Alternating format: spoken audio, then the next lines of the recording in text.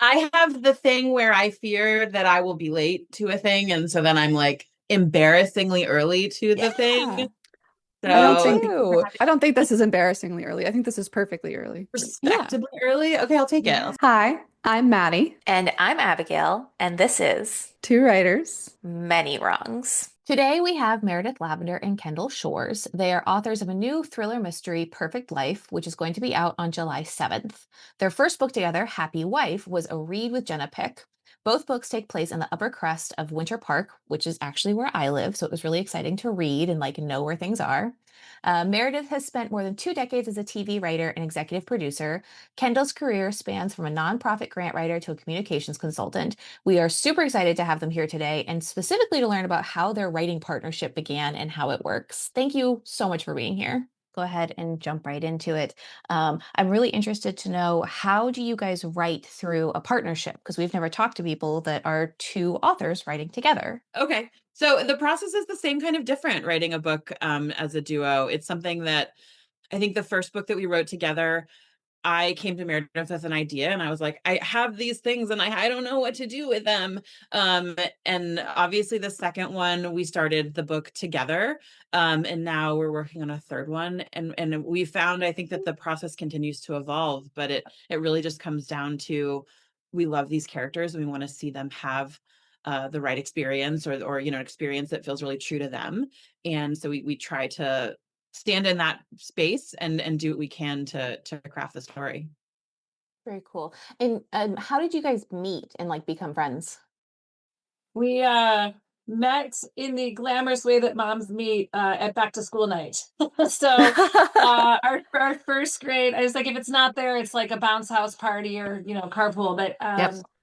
my we joined a school, my older son's first grade year, and I'll let Kendall tell her side of the story because it's funny. But we literally met at back to school night, whatever, 4 years ago, which is crazy. Yeah. Yeah. Wow. So you're talking about being chronically on time or chronically late. I don't try to be chronically late. Our kids were attending at the time is kind of on a hill in the middle of a park, where in an old building. So the parking of it all is virtually impossible. And it's, the middle of August. And so I'm like charging up the hill, having finally found a parking space, sweating. And my daughter sits down and I'm like, I've done it. She's arrived. And I look down at the piece of paper in front of her and it says, how many light switches are there in the classroom? And where is the teacher's nameplate? And like all kind of activities that you would want to stand up to forage for. And she's just missed that moment of it. And thankfully there was a little boy sitting next to her who said, you can copy off of me. And Meredith and I looked across the table and we were like, okay. So it was her son and my daughter that introduced us. Yes. That is so Aw. Yeah, it was very cute. sweet. We normally don't condone cheating, but given the Right. circumstances, we It was open school night. Who back to cares? school Yeah. night. I love that. I just actually 4 weeks ago I just had my second daughter. And so Wow, that congrats. And thank you're you, thank you. vertical. Look at Yes. you. Yeah. Yes. It was a C-section. So I up and moving and all the rest of it. Yeah, Yeah. Yes, it's exactly. cute. Same. Both. It's brutal. Yeah. But no, so that gives me hope that like there are mom friends that I mean could be fellow writers and like create a career together. That's amazing. Um, Absolutely. did you go to Meredith with this idea because of her background in TV writing, or like did you guys just drew together and both had a passion for writing?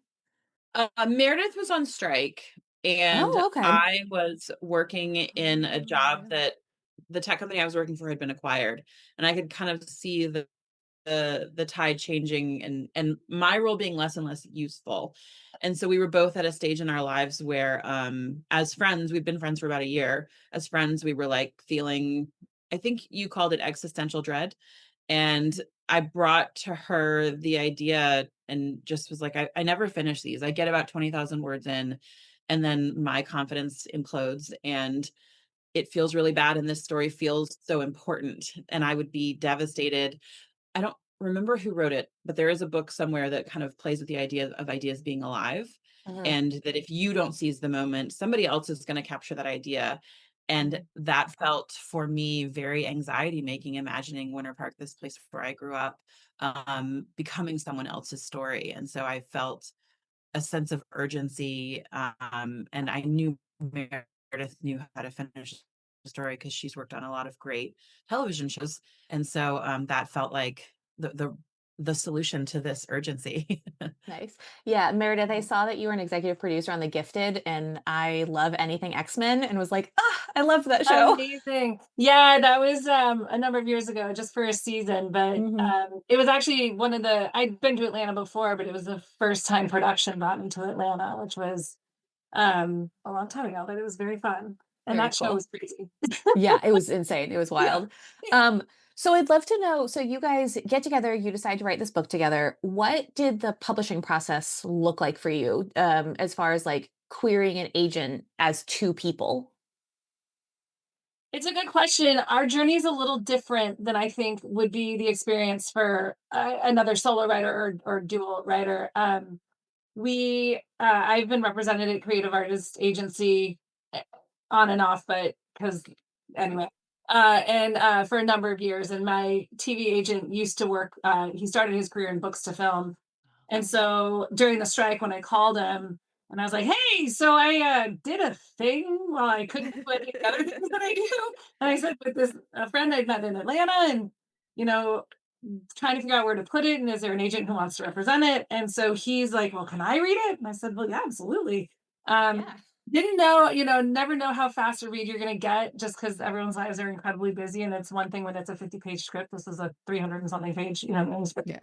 And he called us back like a week later. I feel like it was so fast. Aw. It was so cool. And he's like, he's like, "I love this. This is so fun. It's like such a good read." And he said, "I have this one colleague who I love and adore, and I think that she could absolutely hit this out of the park in representation land." And so he shared it with Alexandra Machinist, who's our agent, which was, so again, it's a little bit different. And we had then maybe having to go through the querying process, et cetera. So she is taking queries, though. I wouldn't want anyone to hear that and be discouraged to submit to her, because she definitely is taking queries. No, yeah, absolutely. And every writer everywhere should always query and always put it out there, because I think that again, we got to take a slightly earlier exit ramp than others might get to, just from my experiences. I mean, that's been the cool thing about interviewing so many authors, is that we really discovered everybody has their own journey. And like, whereas, there are a lot of people that do traditional querying kind of stuff, there's always those stories of just you make a connection, and like, that's great. So yeah, absolutely. It's different for everybody. Yeah. I do want to know, so we've interviewed a couple sci-fi authors, we've interviewed a lot of romance authors, we've never interviewed mystery thrillers. So I'm really excited to get to talk to you guys about this genre. So when talking to romance writers, they talk about that there's like kind of an outline for, okay, well, you want to have the first kiss by this page, you want to have this by this page, kind of thing. Is there something similar when writing a mystery thriller? There is. Yeah. There's a certain point that you want to get to where it's very clear what the mystery is, or at least with the first. I think in both books we drop a body in that first 50 pages. You're kind of aware that there is two bodies in this one. Yeah. And then every 50 pages you're kind of looking at the game board and you're turning it a little bit, so your vantage point becomes not quite what you thought it would be. And then by that midpoint, there's this moment that kind of recharacterizes the first half of the experience, where what you thought you were chasing is not quite what you're chasing. And then, into again, every 50 pages, we're turning the board for you again and again until you get to that resolution. Very cool.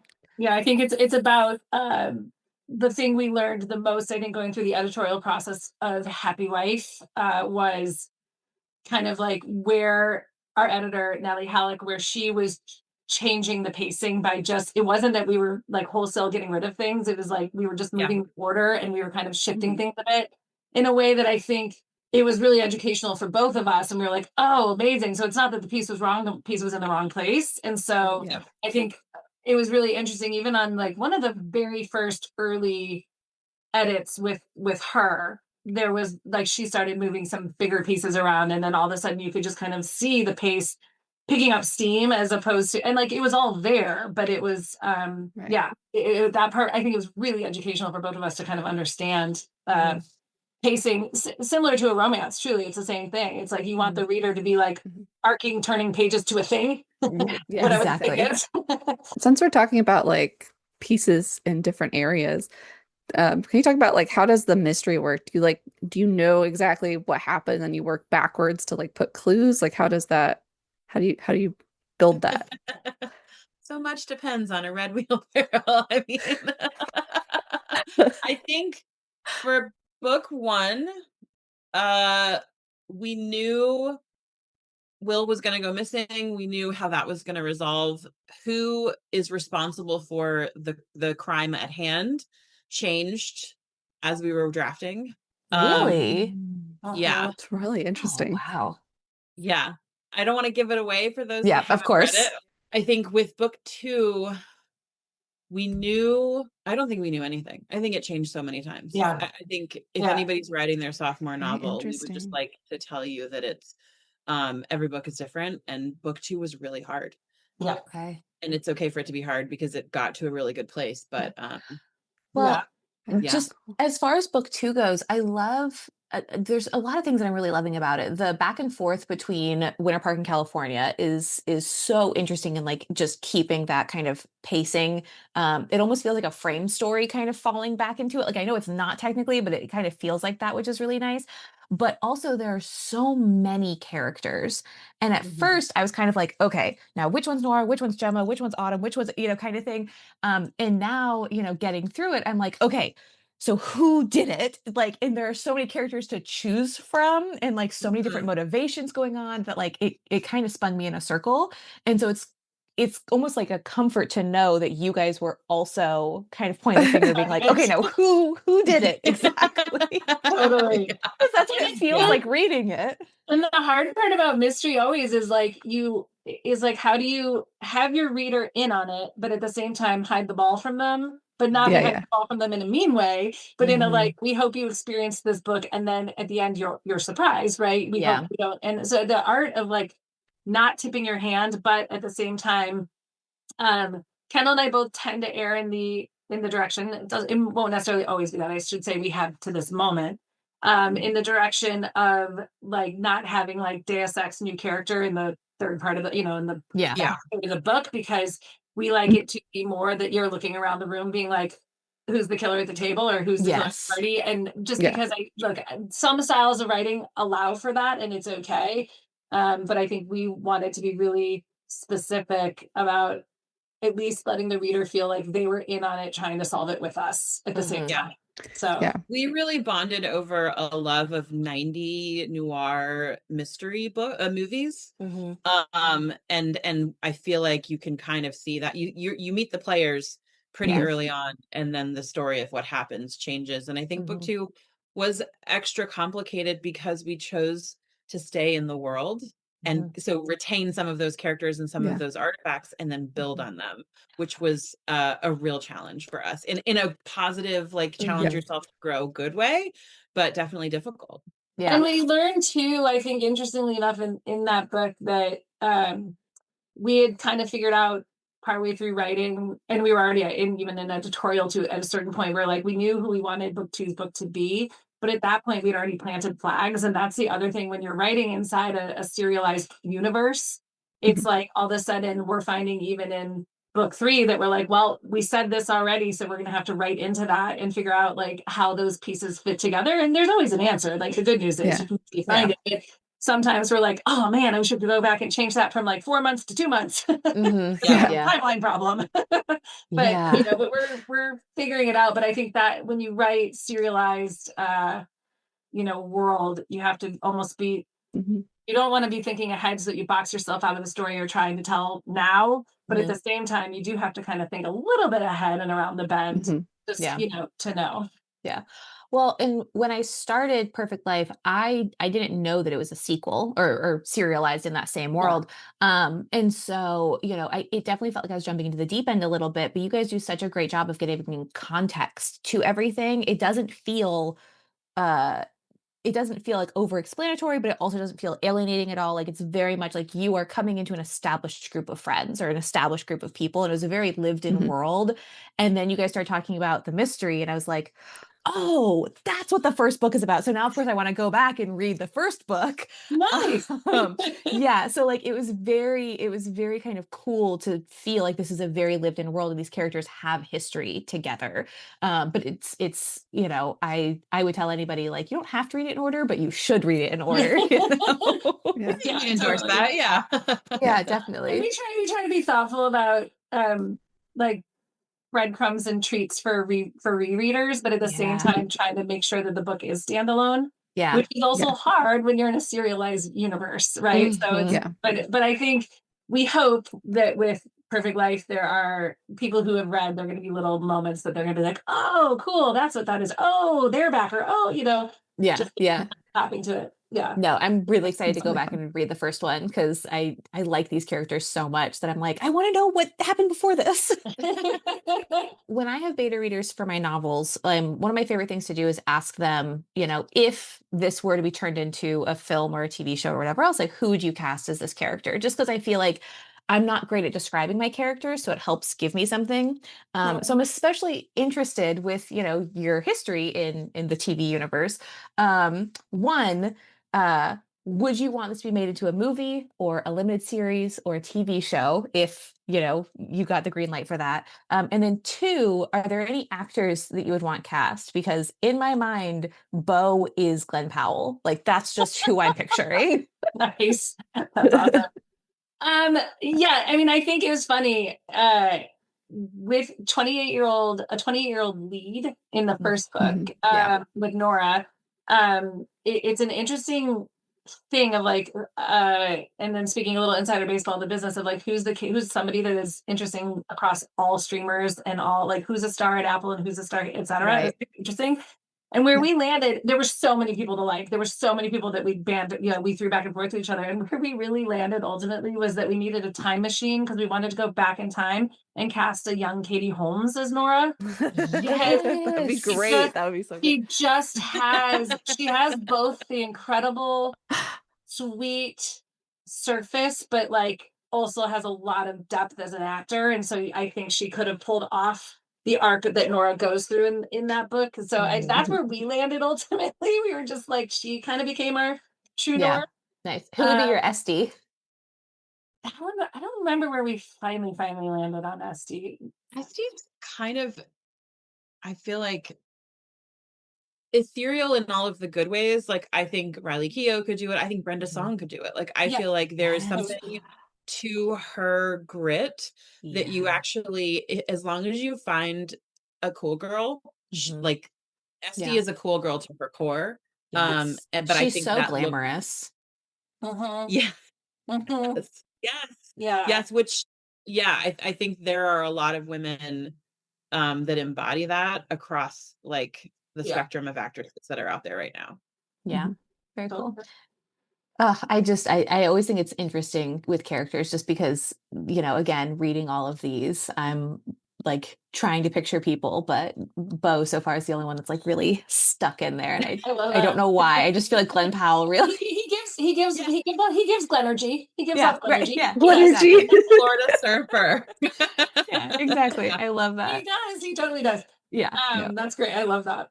Yeah. And then if you guys could, would you want to do you think this would ever translate into like, because to me, I'm picturing like a limited series, Mhm. like Big Little Lies or something like that. Because I feel like each book just feels so, I don't know, like the way that's broken up, I can see the episodes really. It's a very, very visual storytelling style. Yeah. I think, Yeah. we would be open. I think we'd be open to the idea of that at some point if it became that. But I think the most important thing for us when we started out was that the most important thing is that it was a book Yeah. and that we wanted it to be a book.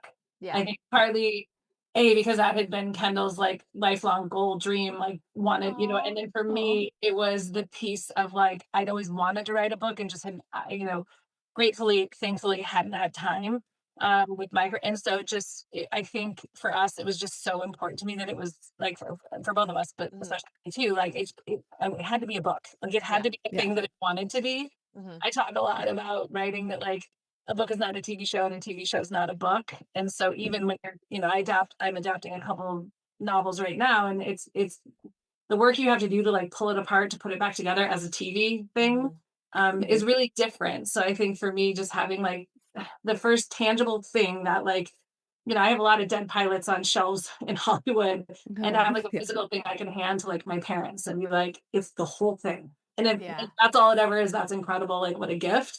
Yeah. Yeah. But everyone likes to see we've turned entertainment into such an interesting thing of everybody wants to read the thing and then see the thing, which Yes. is Yeah. and I understand why IP is the driver of content right now, and it's really Yeah. interesting. Yeah, very interesting. So Kendall, you're the one who grew up in Winter Park, yes? Yes. So how did you find it to get all those little details in there? Because like there's so many little pieces of Winter Park that, like I said, it's very visual. Like just reading about this, I don't know if Lemon and Fig is or was a restaurant or whatever, but I keep picturing. I don't know if you know Garp and Fuss on Park Ave. It's a restaurant. It's really great, but like that's what I kept picturing in my a specific place Sure, on yeah. Park Ave, you know? So how did you get all those little details into this story? I think I had a really fortunate 18-year study assignment Okay. where I was able to my grandmother worked in real estate in Winter Park, Oh, and so I okay. would spend some weekend my mom I'm one of 4 children, and so you Mhm. can imagine that I was fortunate enough to live with both my grandparents, 1 mile in this direction and 1 mile in that direction. And so there was a lot of times that I spent with my grandparents as my mom is acclimating to my younger siblings coming into the house. And so I had the privilege of hearing specifically my grandmother who came to Winter Park in the 70s when my grandfather was working in some of the construction for Disney World. She just knew like the bones of the place, and she could tell you Right. what this house used to be and who was there before them. And that kind of mode of storytelling became really ingrained in my experience as a kid. And so I can remember a lot of the landmarks as they were, and it's almost jarring for me to go back. Mhm. I think I interviewed with the Orlando Sentinel last year, and he asked if it was nostalgic. Like, is this sort of a nostalgic version of Winter Park? And I obviously live in Atlanta now, so there are pieces of it that I'm sure some people would identify as being more nostalgic than like baked into the atmosphere right now, because it is the work of fiction. We have to Of course. Yeah, just yeah, go of ahead and course. apply that disclaimer. Yeah. But yeah, I think it came from a lot of experiences there. Yeah. So you didn't like come back and, rewalk it, like make sure that everything. No, Yeah. Okay. Because no. that's, yeah, We no, go did ahead. after we sold it, we did come down because Meredith hadn't seen it. And Oh, so we were wow. fortunate enough to get Captain Tom, who does the Winter Park Scenic Boat Tours, offered us an Yep. after hours experience. Oh, that's And fun. so we did, yeah, some friends took us around, and Meredith got to see, the town for what it is. Mhm. Um I come back every year for like to see family and things like Yeah. that. So Mhm. there are touchstone moments that I'm having Mhm. with Winter Park, but as far as the full business, I feel like we really got that last year when we were in town promoting Happy Wife. Very cool. Yeah. I love that you talk about the boat tours because I love doing that at Christmas time and looking at all the ridiculous mansions covered in Christmas Decked lights. out for the They, holidays. It's awesome. yeah. Yeah. Like literally, Maddie, they decorate the back of their houses. So as you're going through the canals, all the Christmas lights are back there too. Like Oh, it's that's cool. insane. It It's really so is. cool. It's wild. Love that. Um, did you grow up kind of in this upper crust group of Winter Parkians, or was it always kind of like on the outside? Like we talked about, my mom went to Winter Park High, back Uh-huh. in the 80s. And so she was always kind of on the outside. So she's like, I went to parties at those houses, but that was Yeah. not my life. Or were you Yeah. kind of more into it? My childhood dots the spectrum. So I went to Cool. private school in Winter Park, at a school called Park Maitland. I was very fortunate to go there. And then by the time that I was in middle school, I attended Trinity Prep on a scholarship. So like Okay. my parents had their financial ebbs and Yeah. flows led to my experience being, like I said, a little bit all over the spectrum. So Mhm. I have a lot of friends still to this day that enjoy very privileged lives in Winter Park, and also The country club. I can appreciate the outsider's perspective, or feeling like feeling like you're there and you're pressing your nose up against the glass of the thing, but you're Yeah. not inside the thing. Yeah, yeah. Because Nora and Esty, they both just have that genuine kind of awe for the whole thing. So that's why I was wondering, because I feel like that outsider insider vibe comes through really clearly. Yeah. Yeah. One thing I love about the two of them in the first book is that they're both like the different kind of outsider, right? Where Nora's a true outsider. Yeah. And then Esty is an outsider in that she didn't grow up here. She's not from here. She has no connection to here, but she has the financial means to like live the way other people live. And I think it's such an interesting kind of like two sides of the fish out of water coin, which I think is also I think why they love each other and why they're friends. But it's just that part was fun to kind of explore of Essie being able to have the kind of don't have to care about anything vibe, and Nora just trying to find her place. Yes. Yeah. But, Yeah. Well, and especially Nora trying to clear her name and you know. Yeah. No, absolutely. No, I love these characters so much. They feel really lived in and genuine. And it's killing me not to like ask spoiler questions for the second book because we need content to post, but there's so much that like I want to talk about. So I do want to ask, so what does like, okay, so we talked about your guys' writing process together, but specifically when it comes to like the physical act of writing, is it you guys sit in a room together and like one dictates and one types? Do you guys like write one chapter? Like how does the actual act of writing go? Yeah, we rely a lot on Google Docs. So we'll kind of Oh. carve up the outline and you take that and I take that. And I think it speaks to my experience working in a corporate environment and Meredith's experience working in television. There's a lot of that happens organically where it's like no one really owns the thing, everyone owns a piece of the thing, and then we all bring it together to make it the best version of itself. Okay. Yeah. And then as far as the editing process goes, like do you guys, I guess if you're writing on Google Docs, you're kind of rereading each other's work all the time and you just kind of edit as you go. Okay. Yeah. Lots of notes and comments and highlights and just kind of like truly like a living, breathing document. That goes back and forth. We both are big fans of we have Kindle scribes, and so like there'll be a certain point where we put it in a PDF and then read it on the scribe because you can make notes on the document. Yes. And that's really helpful. I literally have mine right here. Yeah. Hey. I was like, me too. Mine's right here. Mine's right here. It's never very downstairs. It's never very far. That's so funny because so Maddy and I, so we met in grad school, and then eventually got together and did this podcast. But we like to go to the AWP conference every year, the Authors, Writers, Poets. And so the first time that we went together, she had Kindle's like, what is this magic tool? Because I'm sitting here with a notebook and pen taking like I made a lot of friends that time. She literally became like the unofficial spokesperson for Kindle Scribe. And we joke all the time that like they're a sponsor of this show. I wish. So funny. I wish. Oh, yeah, that would be nice. Yeah, we had a similar experience. I showed up to coffee one morning and I had Meredith was like, what is that? What are you doing? What is that? Because I was using an iPad with an Apple Pen, which is totally fine, but I like the writing surface better in the Kindle Scribe. Me too. Yeah.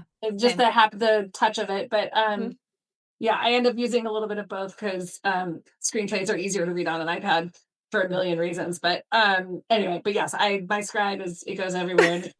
Now that we also are like, what a gift that we carry like libraries in that, like, Oh, I know. Any book you want is never that far away. So that's pretty amazing. magical. I've always been somebody that had to, as far as like when I'm writing, I have to print it out and physically write on it.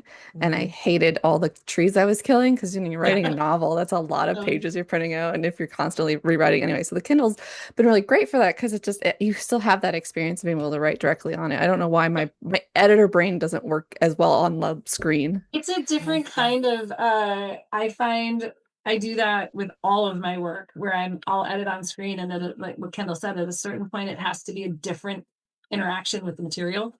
And so I Yeah. find whatever that is. So for me, it's that. The other thing, Kendall and I sometimes use like audio playback so we can listen to it. Like we'll literally Yes. let it get read back to us just so that, because you catch like, it's so interesting, even though it's like, you know, an AI voice doing it, but you get like, you catch words that are like the wrong word, even though it's not like a narrator narrating, and there's just all of a sudden you'll hear it, you'll be like, oh, that's not the right word. Ugh. I equate it to like the table reads in TV where you do a table read and you hear an actor say something, you're like, whoa, I'm gonna rewrite that line. It's not their fault, it's just the wrong line. Right. You're like, this is an actor who can deliver the line, but we gave the actor the wrong line, so we're gonna fix it. Right. You know? Yeah. I tell my So, students all the time to read everything they do out loud before turning it in because it's yeah. just the best way to edit. Yep, absolutely. Because you hear it, and as soon as you hear it, you're like, "Oh, yeah, no, not that." Or you're like, "Oh, that's funny. Okay, that line works." Yeah. Yeah, exactly. No, absolutely. Exactly. So, how many drafts do you guys generally do per book? Because, like, I feel like, 300. well, that's what I was going to wonder. Like, if you guys are editing as you're going, what does Yeah. an actual draft look like for you?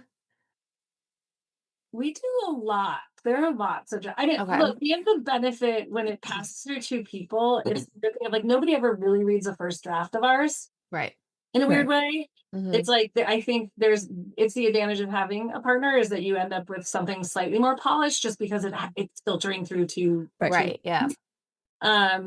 we tend to, when we're making bigger shifts, we tend to archive the draft and leave it as a historical document of what it was at one point in time and just and then move to the next.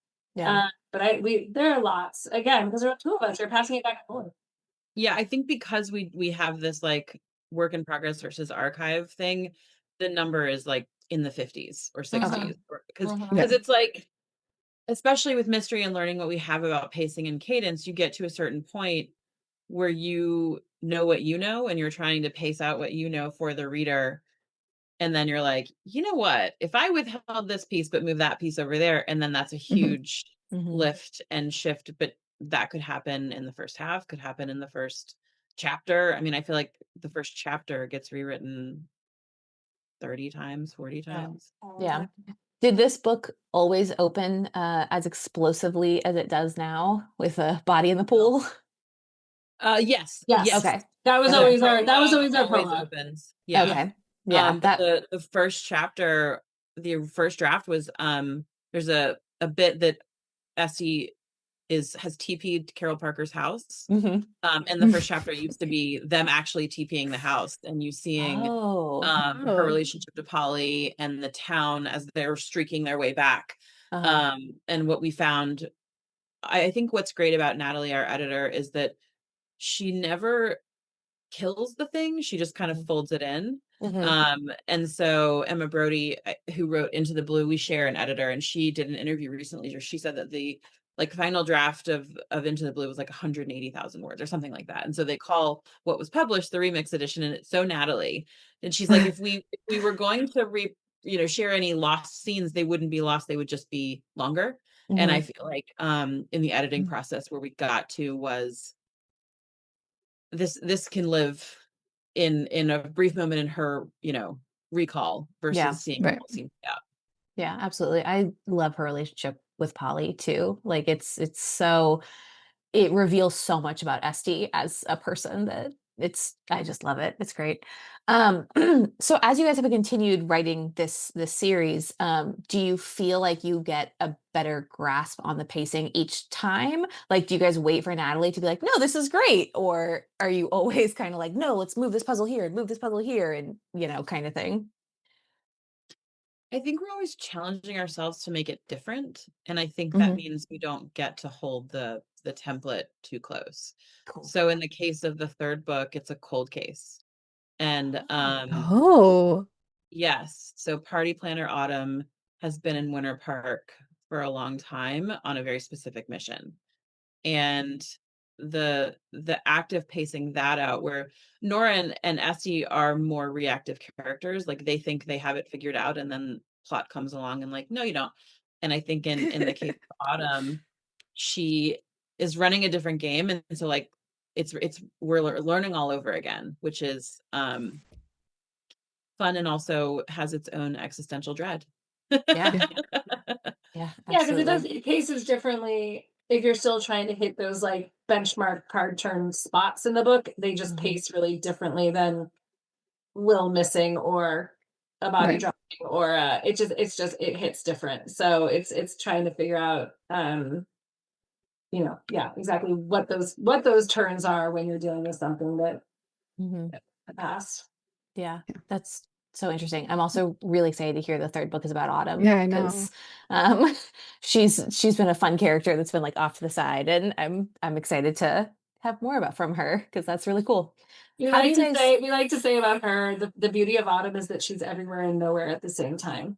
That's She the beauty of her just character. she feels like she has her fingers in kind of everything a Mhm. little bit, which But is she's nice. also nowhere, and she also just like disappears and makes that thing that broke be fixed, and then so it's like her little magic, Yeah. her party planner magic.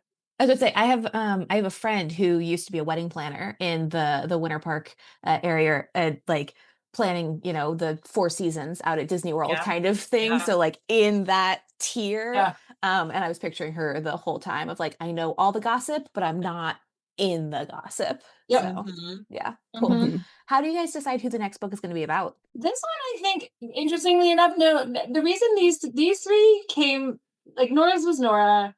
We knew we loved Esty, and so we wanted her to have the second book. Also, because there were some things that we set up in the first book about her, and clearly their exit from California is weird and all that.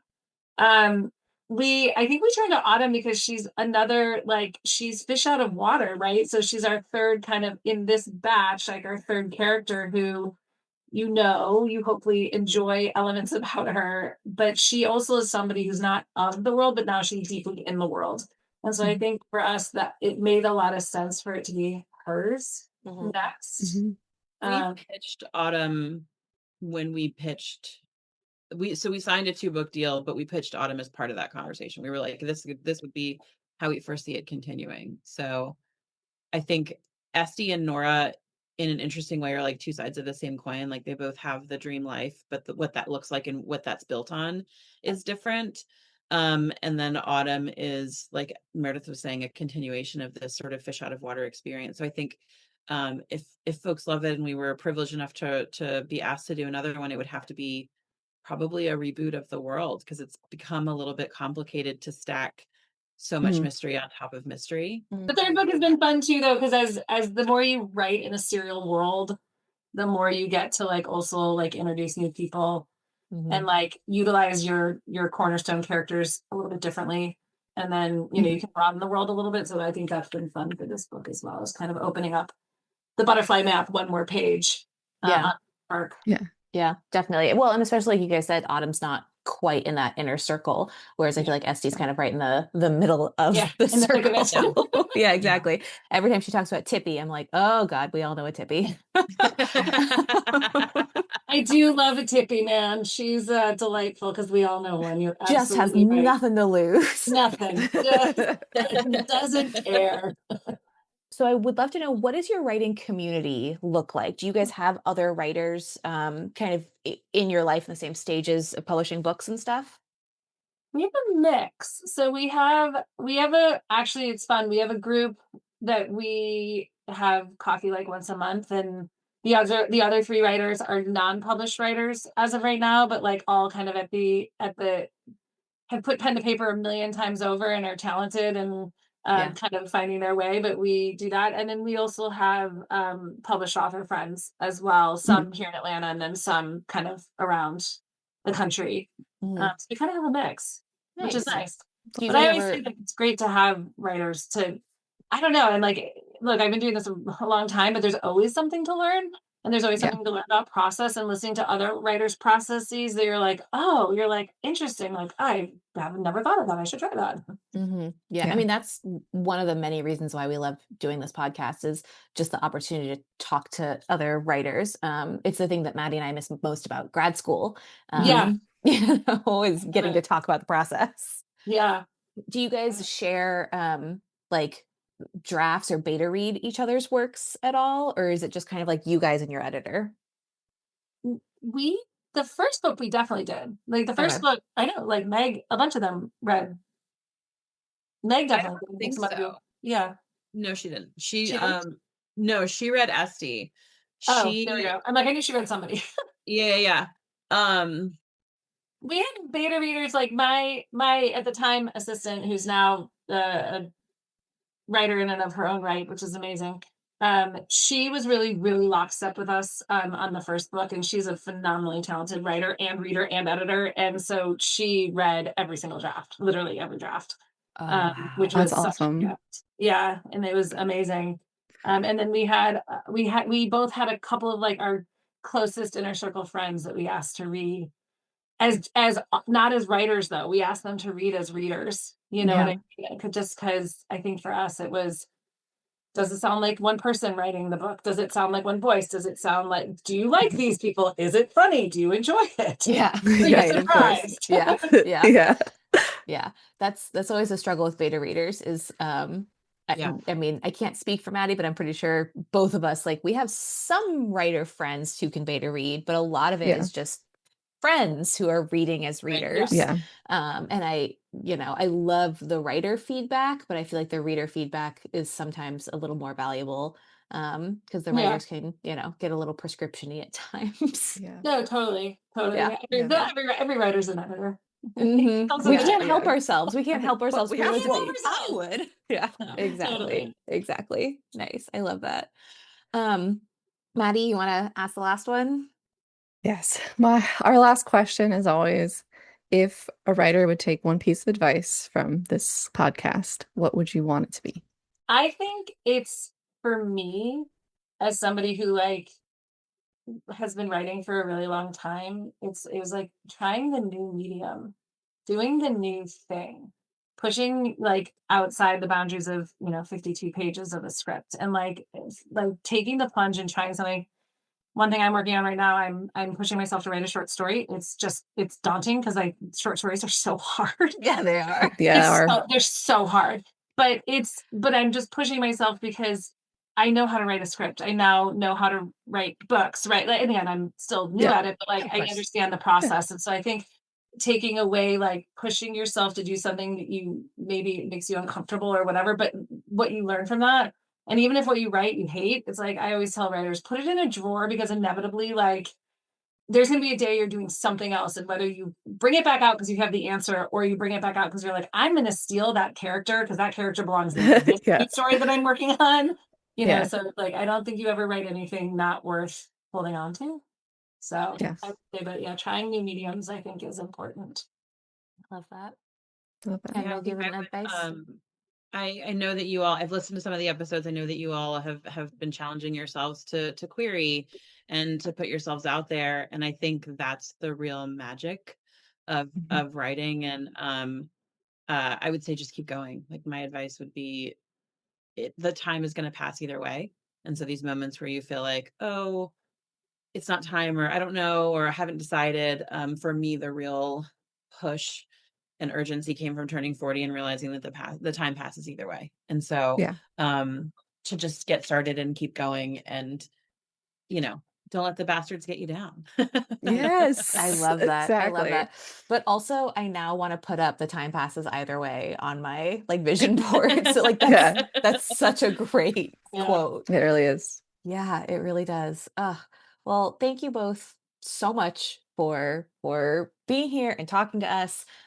This has been really, really awesome, and I can't wait for Perfect Life to come out soon, and then the third book after that. That'll be great. Crazy. Yeah. I'm Abigail. And I'm Maddie, and this has been Two writers. Many Wrongs.